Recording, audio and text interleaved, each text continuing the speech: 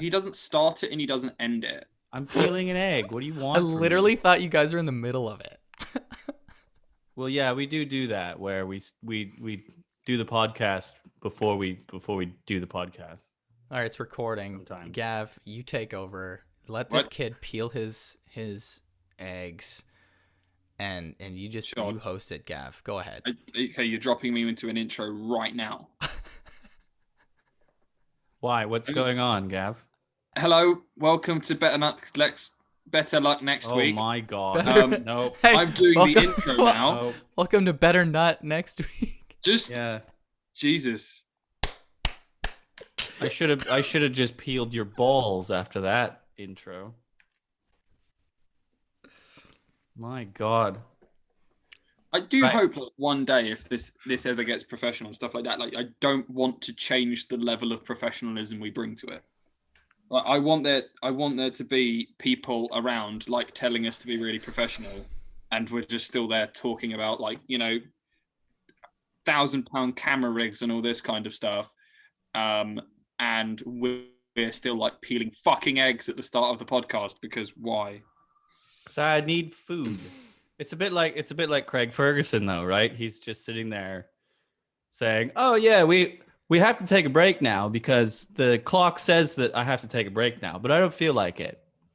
We're not going to take a break right now because I don't care." Yeah. And then he would make everyone wait. I have a deep hatred for people that do that thing. Like the one that winds me up most is when someone turns around to you, like if you and someone else have got to leave to go somewhere, and you go, "Let's go," and then you go downstairs and like sit in your car, and then you're waiting for that person.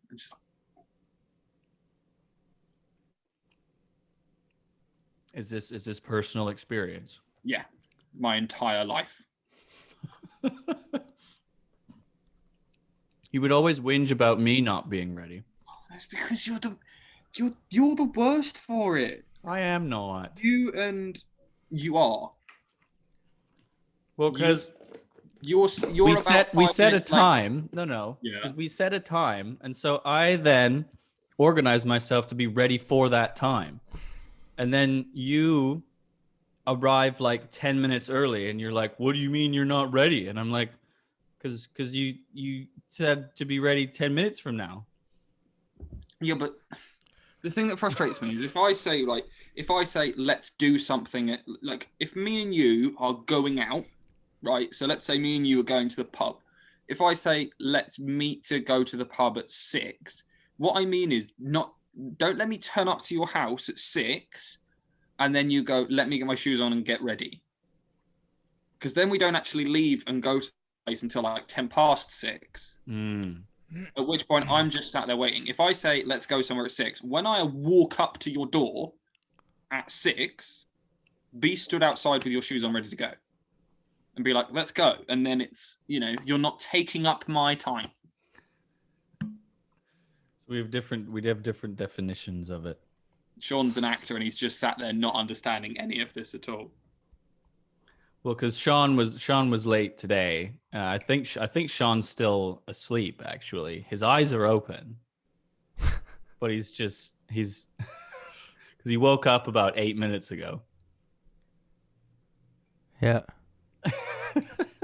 Right, welcome to Better Luck Next Week. Classic. Can't do anything with your lives. Yeah, how's your life, Gavin? How's doing things? What's it Canada, like going to the still gym can't and do anything? It's been up and down this week, but I'm doing things. Yes. The UK still has the weirdest restrictions in the world. You said Belle is at a class, apparently. Yeah, she's at a class. She's at a fitness class. Which, by the way, you just said that UK has the weirdest restrictions. One of my friends was boasting about how the new Ontario plan for reopening is quite similar to the UK's, and I'm like, is that a good thing?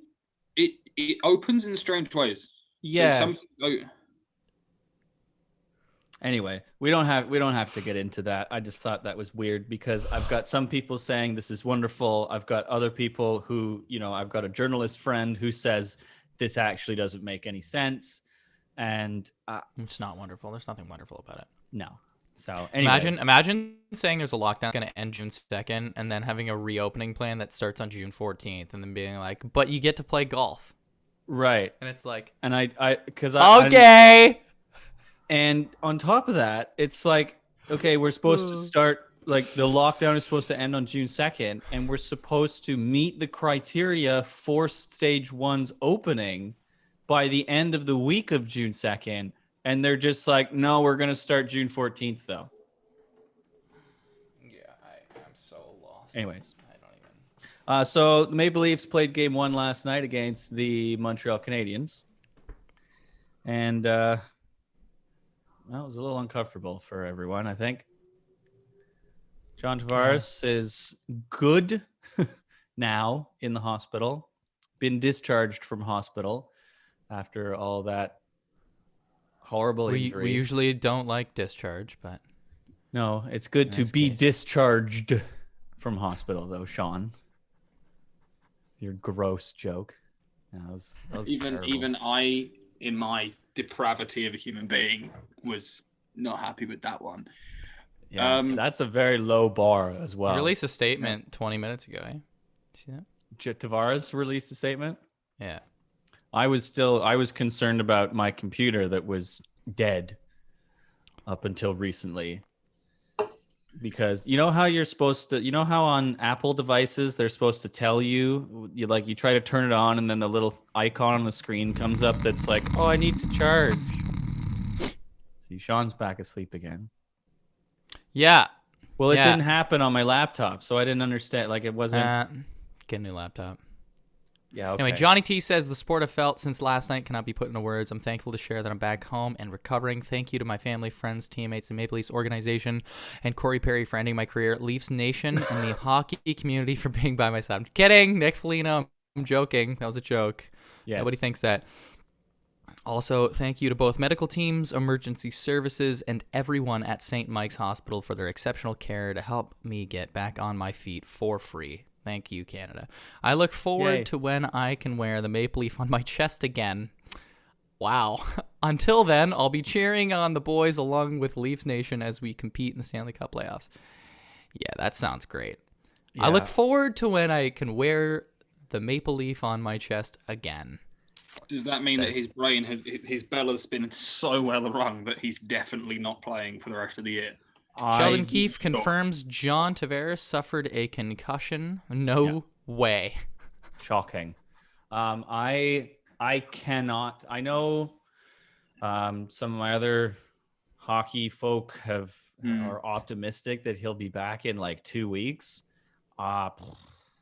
He's out indefinitely. I don't think we're going to see him again for the rest of the playoffs. There's getting your bell rung, which is like you took a hit and you got away with it, but he basically took it in the worst way possible. It was side of the head at full speed. It was actually full on. It was actually full on. That's why he's bleeding, because his visor cuts him. And it just sucks. Now, it's not a hit that you want to take. The controversial part of the whole thing was the fight afterwards. Nick Foligno goes after Corey Perry. They fight. Corey Perry doesn't even throw a punch. He just kind of takes the hits, and they go to the penalty box, and everything kind of seems to be okay. Corey Perry actually left the game after the first period, but did come back because Nick Foligno gave him a couple of good hits. But people are pretty upset with, there's a group of people that are upset by the fight. And personally, it's uncomfortable, but the code in hockey, whether you agree with it or not, the thought is that, okay, and Nick Foligno actually came out and said, this is what I said to Corey. Whether it was intentional or not, you downed our captain, and you have to answer for it based on the hockey code. Especially because a lot of people didn't actually see the hit, and but Corey obviously explained it was not intentional, but Foligno then also said because people are upset and hurt because their captain's down, and again, whether or not you did it intentionally, if we don't fight now, somebody's going to fight you later. It's going to be worse, or somebody's going to take a run at you, and that's not going to be good either. So we can just kind of settle the score. Hold on. So we can just kind of settle the score, quote unquote. I'll give you a couple of punches and we can move on, because truly I don't think Nick Foligno really wanted to do this either, but it's just kind of evening things up. From how you've described it, basically this guy has skated up and gone, but I got to do this. Mm-hmm. And the other guy's gone, okay. And from the fight, watching the fight now, basically the guy that did it just basically went, I've just got to take some hits because I've got to take some hits. So he just wanted to make it worthwhile for Foligno. He's like, just go ahead. He literally didn't throw a punch the entire time. I felt bad for him, honestly. Like, Corey Perry is kind of a piece of shit, but like, me in the face. I felt terrible for him. Yeah, he's like, gone, punch me in the face, please.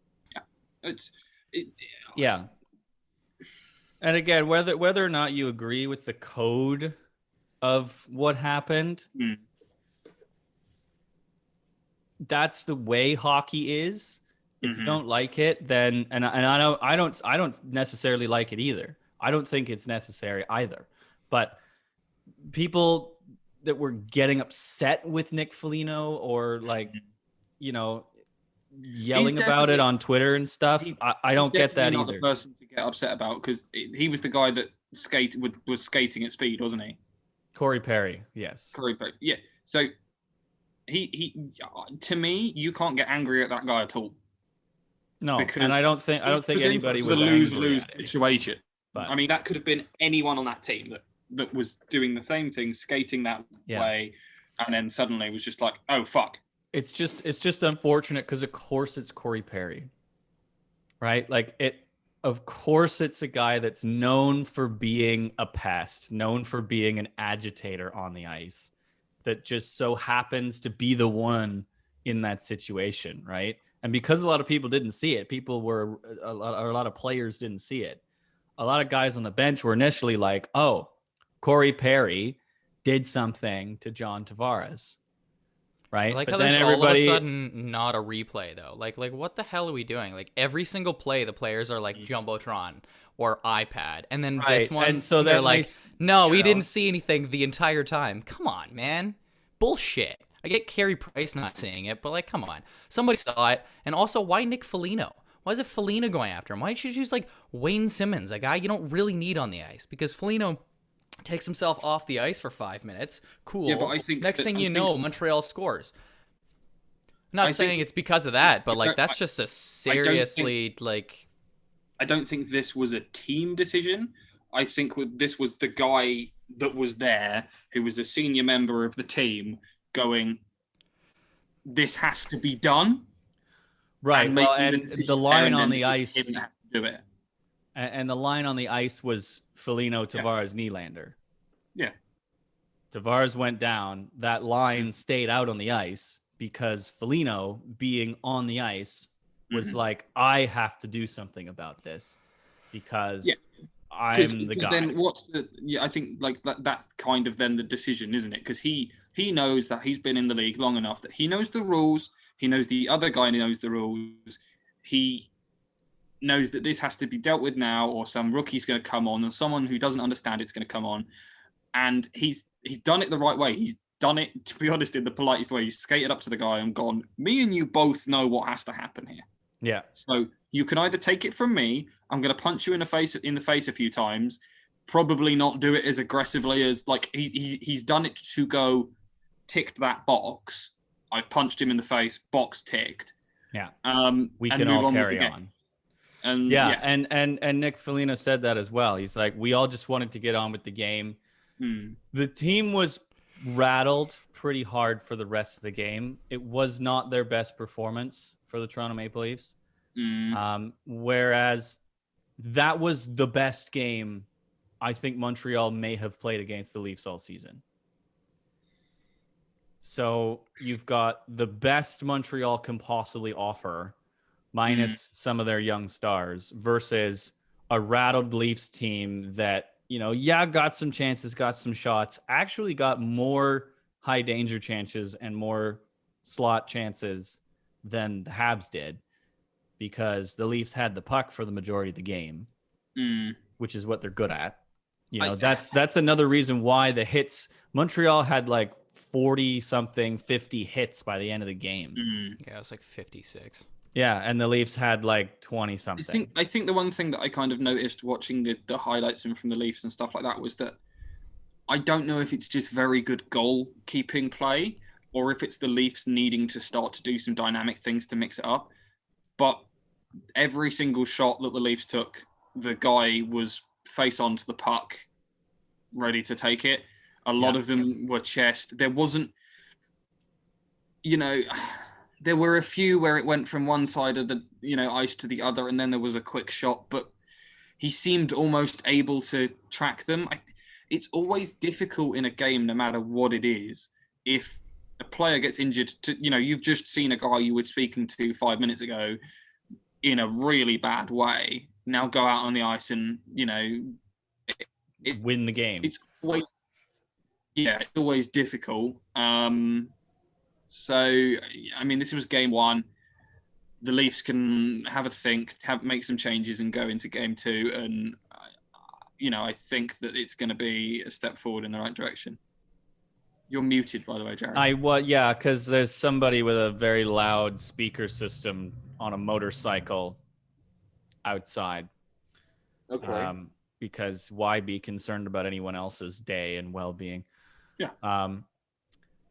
The other thing I will say about this game is that the Leafs definitely ran into playoff Carey Price. We know that Carey Price can turn it on in the playoffs. He made an unbelievable save on Mitch Marner on a 2-on-1. That basically sealed the deal for the Leafs. That was, later in the third period, and Price just stones Marner on the 2-on-1. And I was like, all right, the Leafs aren't winning this game after that. And that's not necessarily a bad thing. So out of all the higher seeds in the playoffs so far, only 2 of them have won game 1. The rest have gone on and are now winning the series, I believe. Most of them are anyways. I think Boston's the only lower seed that is winning the series at the moment. Minnesota's losing. So I think Boston's the only lower seeded team that's currently winning their series. And Tampa Bay, excuse me. But Tampa Bay lost game 3 last night because Florida won. So that series is now 2-1. But anyways,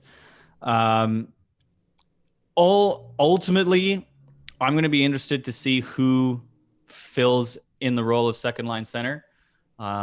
I've seen discussions that Jason Spezza may move up as high as second line center, which I'm not super thrilled about. My opinion is that they've used Alexander Kerfoot as a second line center before, and that's the guy who should slide in there. And then you've got Foligno, Kerfoot, Nylander, and then you can bring Galchenyuk in on the third line, perhaps, and then you can move Spezza up to the third line, or you can bring Pierre Engvall in and have a third line of the meh line. It was called the Mikheyev Engvall Hyman line if you want to move Hyman down, or the Mikheyev Engvall. Who's on the right side there? I've gone stupid. It's not you've gone stupid. Been like that. Oh, I know. Anyways, so I mean, I'll be interested to see who fills in for that. I wanted to show you guys something that has had a lot of controversy because this morning, obviously, all the papers and everybody were releasing headlines about John Tavares and everything like that. So have a look at this one. I mean, I'm not surprised. First of all, it's the Toronto Sun. So. Yeah. This is from the Toronto Sun. The Toronto Sun, any Sun in North America is a right-winged. Yeah, same as the UK. I struggle to call them journalism. You can't. Because, you know. That's just ridiculous. Like, man. To me, this is horrible. It's just attention I don't know. grabbing BS because they have nothing else to grab anybody's attention with. That's all that is. Pretty much. I don't understand why. I don't understand why you've gone with. I don't understand why you've gone with that image. I also don't understand why you've gone with Captain Crunched. I mean, the frustration for me is like we need to start drilling out this kind of thing. Like the worst. The one for me that frustrated me when this happened in Formula One was after Grosjean's crash. All they did in the time between Grosjean's crash and the race starting again was show videos and more enhanced and different angles of Grosjean's crash. And I was like, you can show that stuff once we know he's okay. Yeah, Sportsnet did the same thing. Yeah. We just kept seeing different angles of this hit slowed down. They've been playing it on the highlight shows. They've got people like breaking down how his neck snaps back, and then people were speculating. It was like, oh, did he break his neck or not, and all this crap. And I'm like, I think like the rule should be is that until you know that the person is okay, just show something else.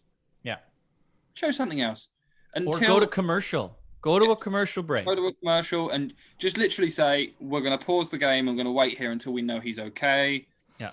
And go. Because just, it doesn't take long to make sure somene's okay. No, and we don't need to see it from 8 different angles and have a bunch of guys on a desk break it down and tell us, the most discussion that should be had is... We hope he's okay. We'll get back to you. We hope he's okay. Corey Perry definitely didn't do this on purpose. Mm-hmm. And we're all praying for John Tavares right now. That should be it for the discussion on it until you hear more and you see him, give the thumbs up as he's leaving the rink and stuff. But then once he's given the thumbs up, you can go, okay, he's given the thumbs up. He's well enough to kind of do that. Yeah. Then you can start to look into it and go, wow, this was a horrible accident, but he's okay. Yeah. It's See, I have no problem with what they did. I don't understand how it's a problem. You want to see it 15,000 times from all kinds of different angles? They do it with everything, so yeah, it's totally disrespectful to the person who's hurt, in my opinion. I disagree. Why? I don't understand how breaking down a hit and seeing what happened is disrespectful to anybody. You can break down the hit. Yeah, you can break it down. That until you know the person's okay, don't show the image over and over again. Because like if we use the Formula One, for example, they were showing images and images and images of that. That was live on TV and stuff like that until Romain Grosjean got out in the car. And the thought for me there is that, the same with this guy. Once you know he's okay, go for it. But for the families and all that kind of stuff of these people involved, until you know he's okay, you could be showing someone dying live on TV. Like that guy just took a hit to the head. People have died from less. And before you know he's okay, you're broadcasting it all over. Like, I obviously the hit you can't do, but while he's still laying on the floor receiving medical attention, like you don't have to show it over and over again because you might just be showing how this guy lost his life. And I also don't feel like we need to have people who aren't medical experts sit there and break down how the hit may impact his health. They're just speculating as to what he may have. Obviously, we know he has a concussion, but like they're sitting there talking about, oh, well, his neck snaps back in this way. Therefore, this may be the case. It's like, you're not a doctor. Like, why are you even speculating this? Hey, hon, So, all right. Producer Bell is making a guest appearance on the show. All right, moving on. Anyways, yeah. So game 2 is Saturday night. We'll see how things go. We'll see what Sheldon Keefe decides to do. I really hope that the Leafs can figure out their friggin' power play and reduce Joe Thornton's minutes to about 2 a game. I wouldn't even say 2. Like, honestly, just sit the guy. He's terrible. He's doing nothing for the team except just coughing pucks up and just letting them have amazing chances. It's insane. Joe Thornton is directly responsible for both breakaway goals that the Montreal Canadiens had. Both beautiful goals, by the way. There are people online that are blaming the goaltender Jack Campbell for those goals, and I'm like, you stop those. Are you kidding? Yeah, no, they're unbelievable. Ridiculous. Goals. So the fact that they couldn't capitalize on their power plays was just absolutely pathetic. The fact that Joe Thornton is even on the power play, absolutely pathetic. He was taking faceoffs on the first power play unit. He needs to not. Why? Like what? Why? He's 41 years old, man. Yeah. Put him on the bench and let him skate for 5 minutes at 5-on-5 because you want him in the lineup so that he can say that he played and wins the Stanley Cup. That's why he's there. Well, yeah, there is also the element that he's probably providing quite a professional. Yes, he's a seasoned hand. He's been a captain for a very long time. He's won Stanley. He's actually he hasn't won Stanley Cups. He's been deep in the playoffs a bunch of times. Yeah, being a long time. But where's the leadership? Where was the leadership from anybody in that game after what happened to JT? What happened? Because as soon as they were down 1 goal, all of them were hanging their heads. Their attitude was absolutely crap. Oh, we lost. Oh, JT's out. Oh, pity me. It's pathetic, and I've seen it before. They've done the same thing, and they throw away the rest of the game because there's absolutely zero leadership besides apparently Johnny T to get everybody up to speed and say, hey, guys, we're playing an NHL Stanley Cup playoff game. JT's out. He's going to be out, so get used to it. Let's go. Sorry about what you saw, but, like, come on, guys. Yeah. Time to play hockey here. I think somebody really needed to talk to. I think somebody really needed to talk with Mitch Marner. Not that he was having a bad attitude or anything, but I mean he was mishandling the puck a lot after JT went down, and I get it because he played with JT when Tavares first joined the Leafs. It was Marner and Tavares were the duo. But you know what, man? Like, this is not a new thing with Marner. When he's under pressure and he doesn't know what to do, he just screws up every time. It's been a consistent thing this entire season. I mean, it's not every time, but he has thrown the puck away in bad situations. He takes a little bit extra time. Josh Anderson had a brilliant back check on Marner on an odd man rush, and because he took too long to shoot or pass the puck. I think somebody. I honestly look to Jason Spezza. Yeah, you would think somebody. My God, you had 4 captains on the team. Like, do something. Yeah. So, anyways, game 2. I still have a positive outlook. The Leafs have won without John Tavares in the lineup before. The Leafs have won without Austin Matthews in the lineup.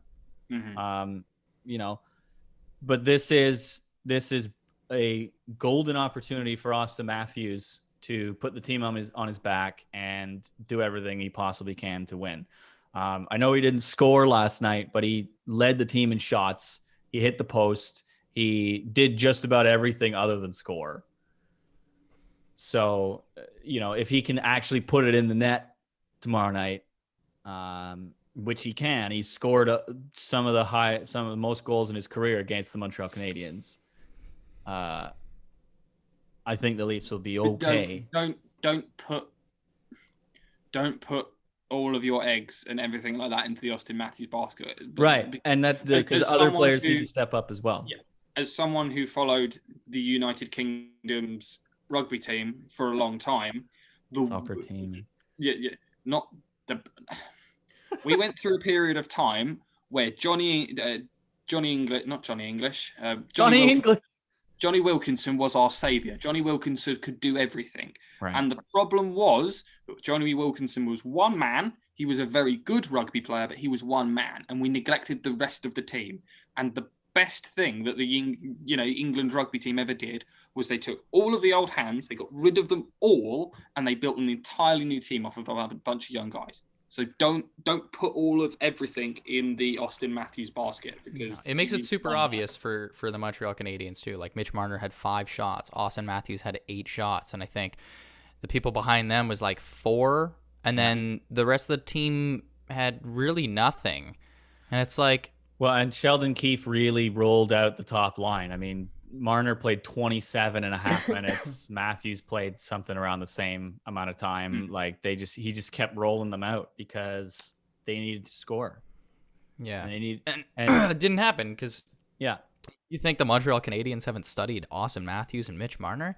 Like, man, you're making it obvious for them. It's like your 2 go-to guys. It's like Toronto when they play Edmonton. You have, McDavid and Draisaitl. Like, you think they're not going to shut those guys down? Obviously. Yeah. And so the Montreal Canadiens are doing the exact same thing with Austin Matthews and Mitch Marner. And I saw a lot of the Matthews shots, especially on the power play, were like, the classic OV office. And it's very obvious what was happening every time they were on the ice. You knew where the shots were being taken from. You knew where Matthews was. That's a problem. I mean, if I'm a goaltender preparing for this, and I know that there's a certain way or a certain place or a certain thing that Austin Matthews is going to do, I'm just getting a couple of players from my team and go, right, Austin Matthews likes to shoot from there. Stand there and rip shots at me, because then I'm just going to be used to it coming from that direction. If you've watched the film and you go, okay, I know this is going to come from this side. You set your body up in such a way. I know he likes to shoot this way. It's just smart. He needs to do something different, and that's the only way it's going to kind of change. So and what Matthews really needs to do is use his talent of creating space for himself, because he is very good at that. He's one of the best in the league of creating his own space. So he needs to be able to get creative and find the room to get good shots and put it in the net. I did actually think William Nylander had a very good game. That's one of the that's one of the second line guys that you really need to see push. He scored the only goal. He could have had 2. Again, he hit the post as well. I thought Zach Hyman played really well. A lot of these guys, the second, third units, you need to see a bit more from, because those other guys on those lines, right? Everybody's focusing on Matthews and Marner. So Zach Hyman goes under the radar, and he had a good game. Folks were focusing probably a little bit more on Nick Foligno because he fought Corey Perry. And so William Nylander started to circle around a bit more. On the power play, I think they need to utilize William Nylander more on the power play, because everybody's focused on Matthews, Marner, Tavares when he was there. So everybody's focused on those 2-3 guys, Morgan Riley at the top with Sandin as well. They have to figure out how to get more creative. And I've been really disappointed in Manny Malhotra's power play running. It's really stale. Should we wrap hockey up there? Because we've been talking about. Yes, we have. I just have to say again, the PWHPA, their showcase begins on Monday in Calgary. Watch it on Sportsnet now. Team Toronto, Montreal, Calgary. Tune into your favorite female athletes. And this will be the last time they all play together before centralization and potentially the Women's World Championship in August. So have to plug that again. Tune into that. And it's also NWHL free agency. So if you're interested to see how the Toronto Six fare, who they sign, re-sign, they just re-sign their captain. Keep an eye on that. Bless you, Sean. It's a cough, all right. Hey, you know what? Do you not want to be blessed? No. Oh, okay. Bless off. Thought it might make you feel a little better. Right, we do have some F1 to talk about as well. Mercedes! Formula One, the Monaco Grand Prix is this weekend. Nice livery. Grand Prix that is most notorious for McLaren. having nothing happen because it's very difficult to pass people at Monaco.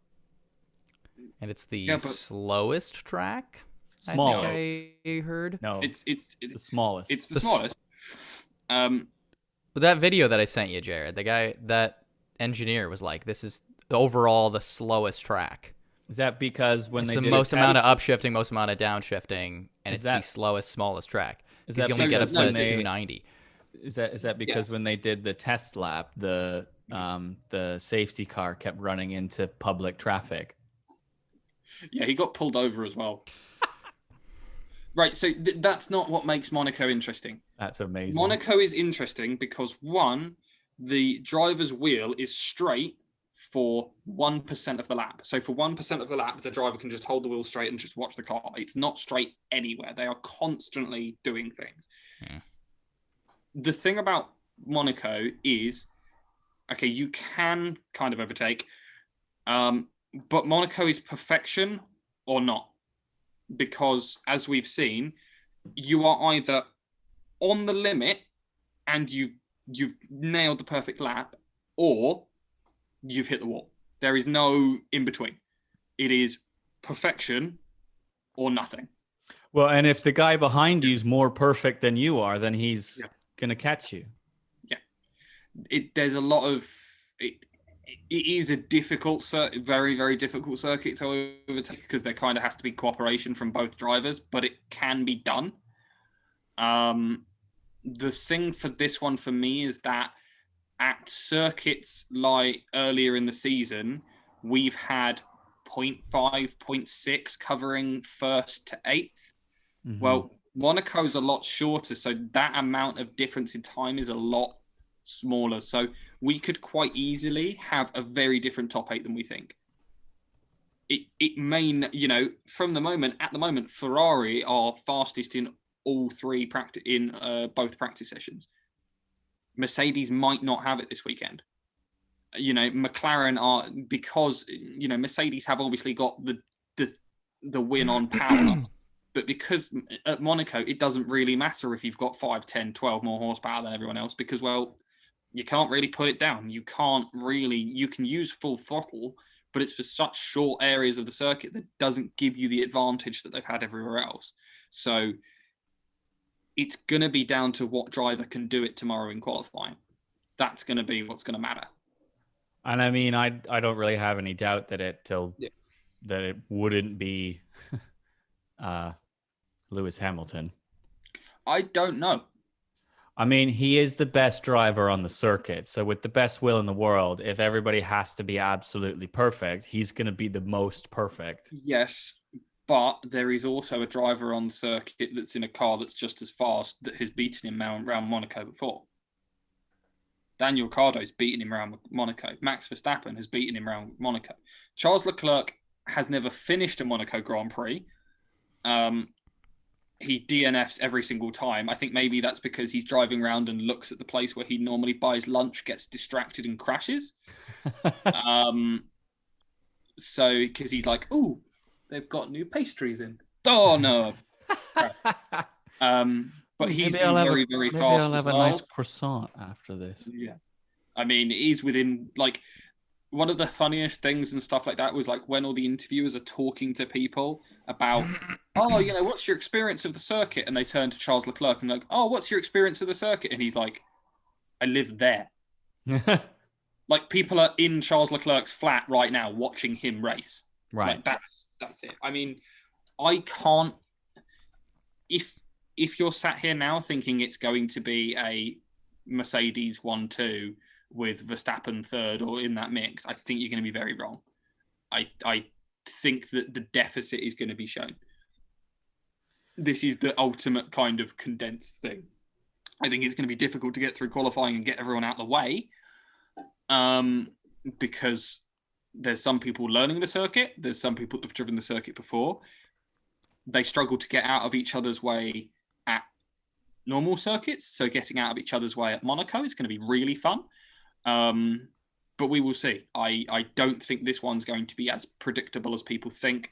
I also think that one of the things that comes into mind is that we know what F1 teams do when they know the circuit. Well, okay, they know Monaco, but that surface is completely different to how it was the last time they went there. It's 2 years on. It hasn't had the same amount of wear. It's a slightly different time of year. It's completely different. So they're not going to know what to do. They're not going to know what it is. And the benefit of Monaco is, unfortunately, if anyone does have a shunt, they have to red flag the session to get the other car out of the way, because you can't really move stuff on Monaco. So we get a lot of restarts, which is where interesting stuff happens. Well, and it's... God, I was going to say something and now it's gone. Isn't that wonderful? I love it when that happens. What I can say is that both the Ferraris are ahead after practice 2. Leclerc and Sainz are 111 and 111.6 and 111.7 as far as times go, and then Lewis Hamilton's 112. And Max is right there. Yeah, I don't think anyone's showing their true face. Right, and I mean, Ferrari, we know, has difficulty on longer tracks where there's a lot of straights because they're not as fast. But from what I'm understanding, Ferrari is very good in tight turns in the corners and coming, So I wonder if Ferrari really benefits from Monaco, because they're a lot better at the tight turns, the shifting up and down, and their cars are more, I guess, better built for that, right? Yeah, I also think I also think as well, the thing for me is that this is a handling circuit. It's about, sorry, we were interrupted by a gun show. This is about how much trust can you get in the car? How well can you get the car around that circuit? And the thing for me is that if the Mercedes is very powerful and is a little bit twitchy at the rear, well, that's fine at a lot of other circuits, because if you put your foot flat and the rear steps out, well, that's fine everywhere else because you've got 3 miles of runoff. But if you do that at Monaco, you're in trouble. I mean, watching Romain Grosjean's description of how, they get round the circuit, the funniest one for me is he says, coming through the first corner, you use the barrier on the outside to keep the car from skidding. Like, you're bouncing the thing off. The one thing that has kind of frustrated me over these first couple of days periods is people getting frustrated and angry at Yuki Tsunoda. Because why? What's he done now? Well, he crashed the car. Oh, but people are basically that's expensive. Yeah, people are basically going, oh, well, he's done something silly and all this kind of stuff. He's never, he's openly admitted that the only times he's driven Monaco is in a video game.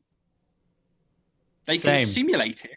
Yeah, they can simulate it, but it's not actually driving it. Every other rookie has driven it. Yuki's not driven it.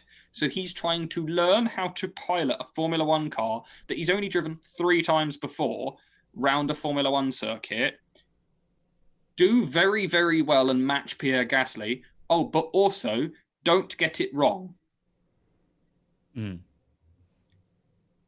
Also, can we lay off the kid who's got one of the best personalities on the grid? I love Yuki. He's so fun. What is it with the general public and athletes that have a shred of interesting persona? Like in hockey, we just have a bunch of these cardboard cutouts. And then the second somebody shows any kind of personality, like PK Subban, they go, oh, well, he's a problem in the locker room. And, oh, well, that's why Montreal traded him, because blah, blah, blah, blah, blah. Yeah. That was one of the things that annoyed me with Yuki. They made him stand in front of the sky pad, and they had Karen Shandok guide him through what happened.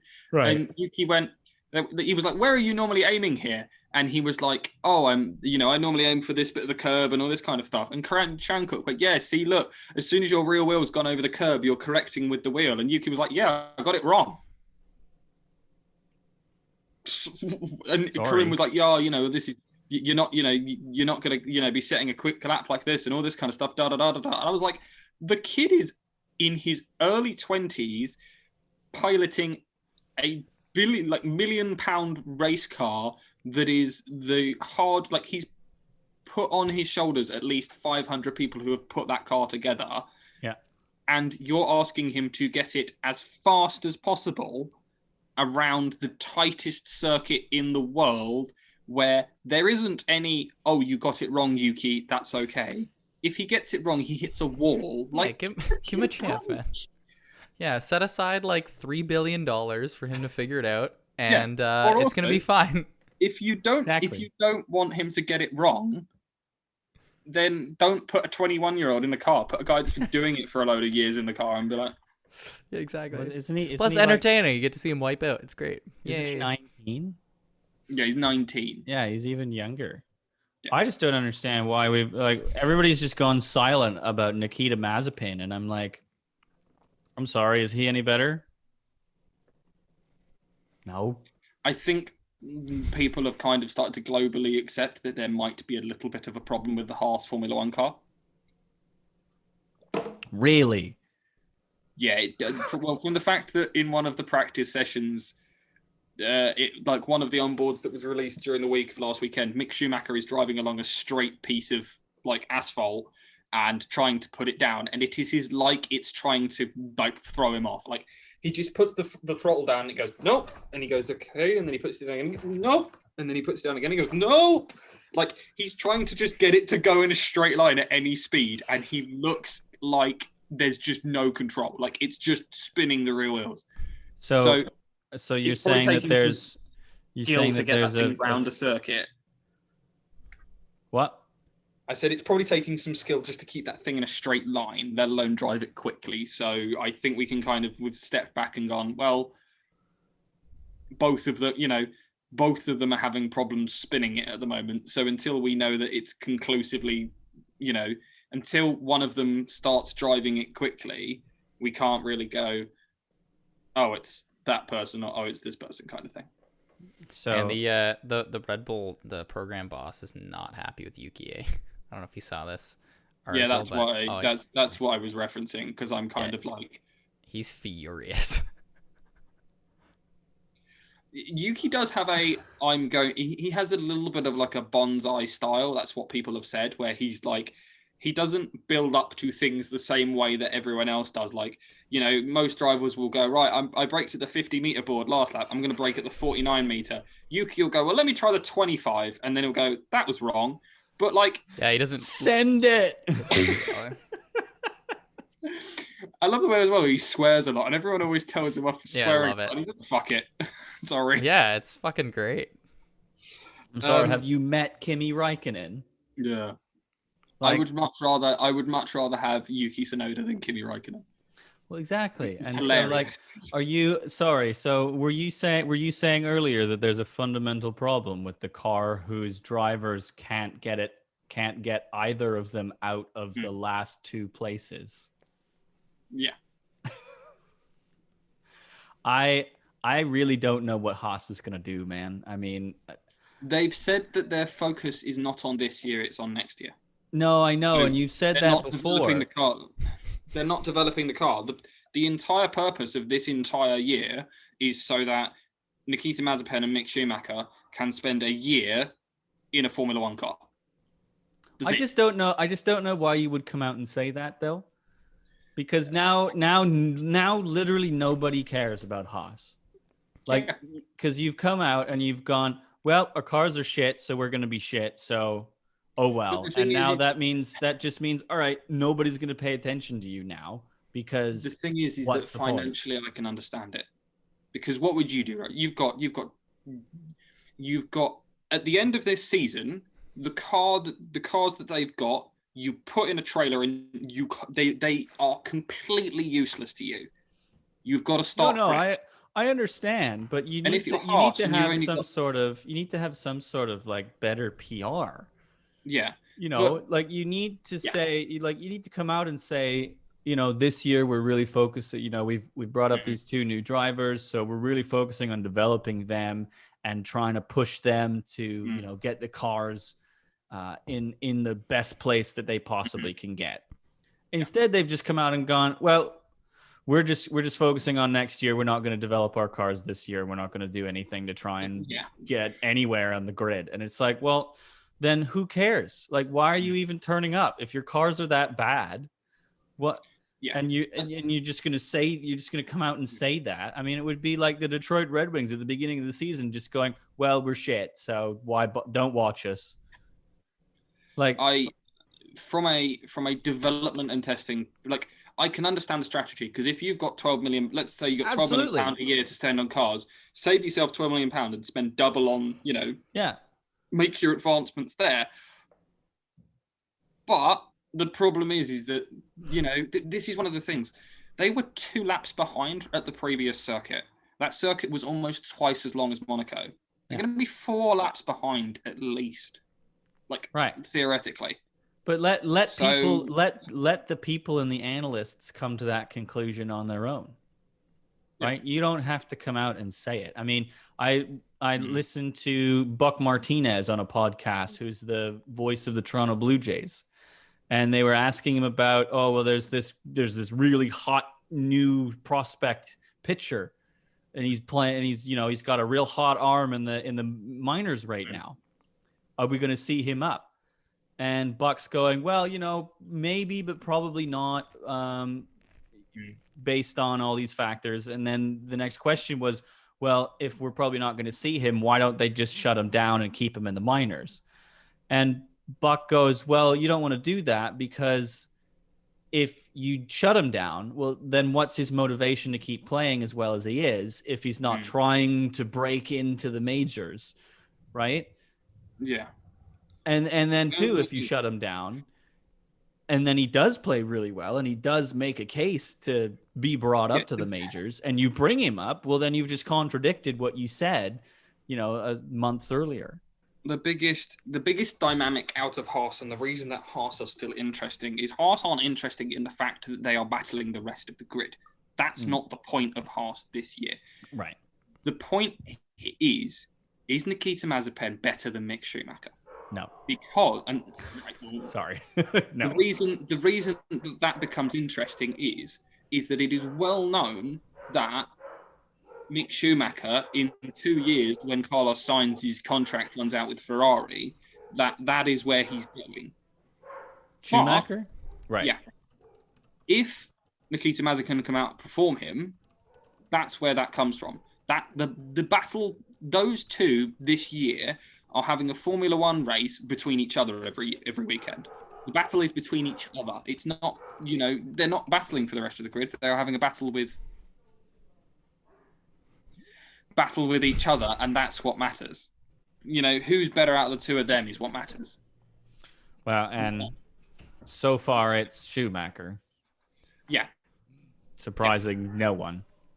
I think Schumacher has outfinished Mazepin in every race. I'm just looking, and yes, he has. Yeah. Mazepin has either DNF'd or been last in almost every race. Yeah, he was last. He was last in the Italian Grand Prix.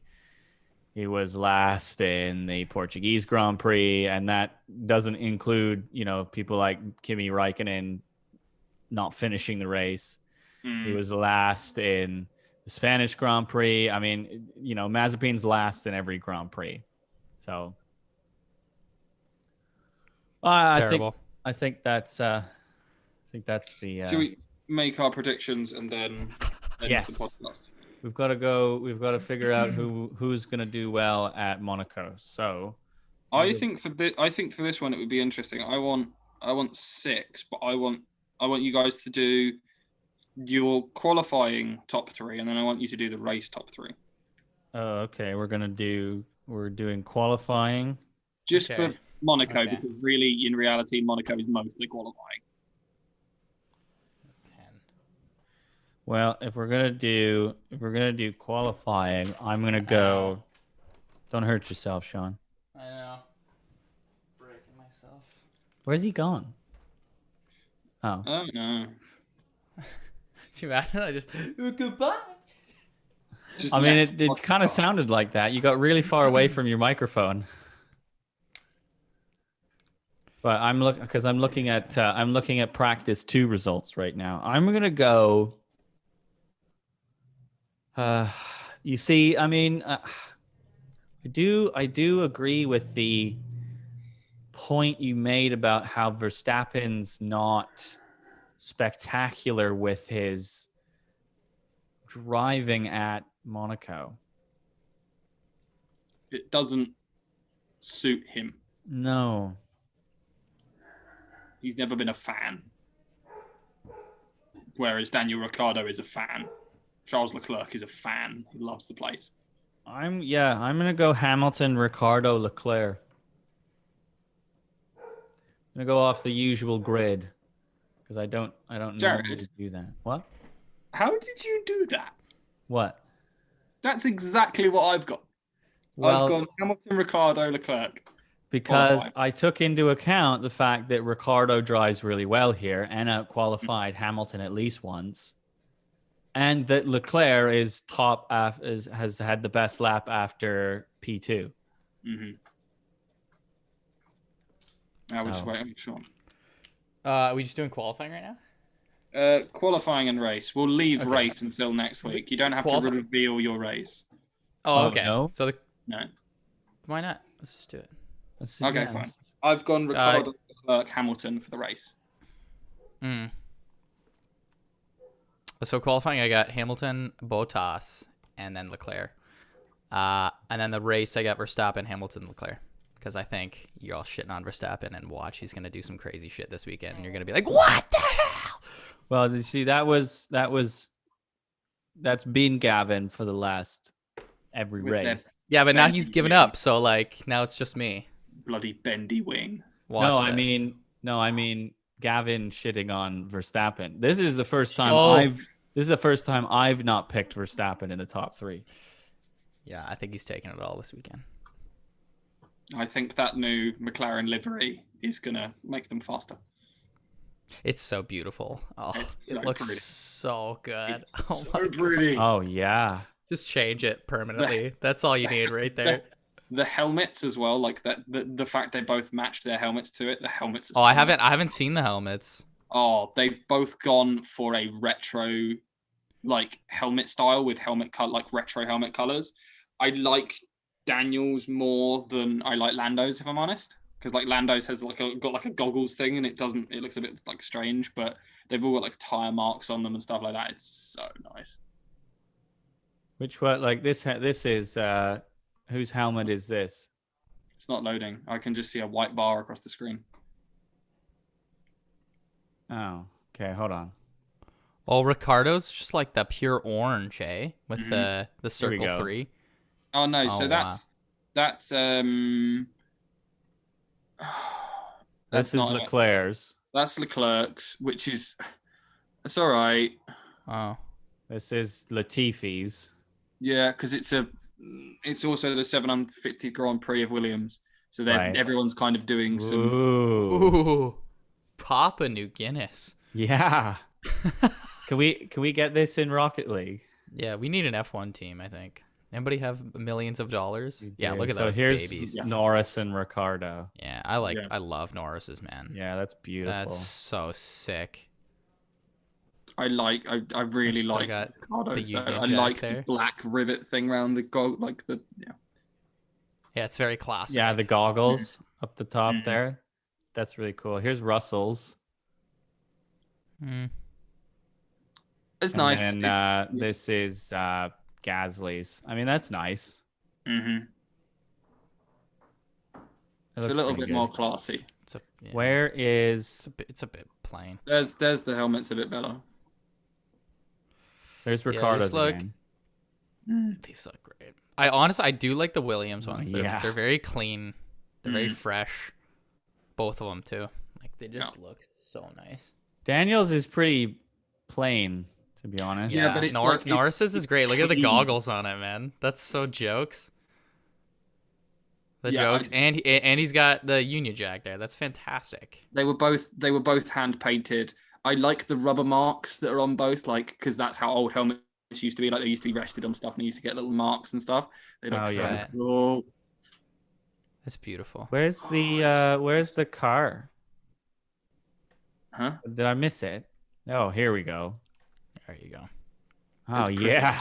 Oh, They're just so beautiful. That's Oh, amazing. it's so pretty. Why would you go back to Go on whatever McLaren's Instagram and you can look at it better. There's like some. It's just. Oh, I want to go to Wait Monaco until you so see the bad, lid. man. Oh, I love that. Ugh. Lando. I like that these guys are very active on social media. It's really nice. It makes Oh. it seem like more of a Here it is again. 21st century sport. Oh my I gosh. like the. Yeah, I like the blue so much more. Yeah, it's so beautiful, man. Oh, Right. So petition for McLaren to keep this forever. yeah. Well, that was one of the things I was like the teams kind of said was like actually because you have to ask Formula One for a special sanction to change your livery, Yeah. like to do a whole new livery, Right. and they only grant one per season. I'm kind of in the mind of like let them have as many as they like. If they look like this, go for it. Yeah. Who cares? Look awesome. Just do it. I mean, I don't want it happening with what Red Bull did, where they basically used their car as like a mobile billboard for like whatever movie came out. But they did do it in quite a cool way. Like when the Star Wars, like they committed to it so much. Like when the Star Wars movies came out, they changed the entire pit crew to stormtroopers. Yeah, That looked that awesome. was cool. But yeah, like I like that. Just if the team like have a bit more fun with it. If the teams start to do stuff like that, go for it.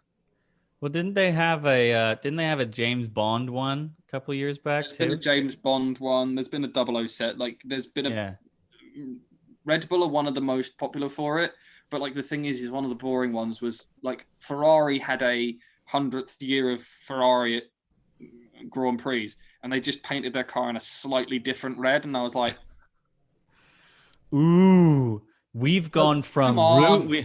we've gone from ruby red to fluorescent red. Like this from McLaren is like a masterstroke. I love it. Yeah. Right. Well, we'll end it there. We wish better luck next week to all the losers, including Everyone. Sean for what he just put in the chat, which I'm not going to read aloud. No. It's well played though. Yes. Thank you. But yeah, always close your tabs, everyone. It's true though.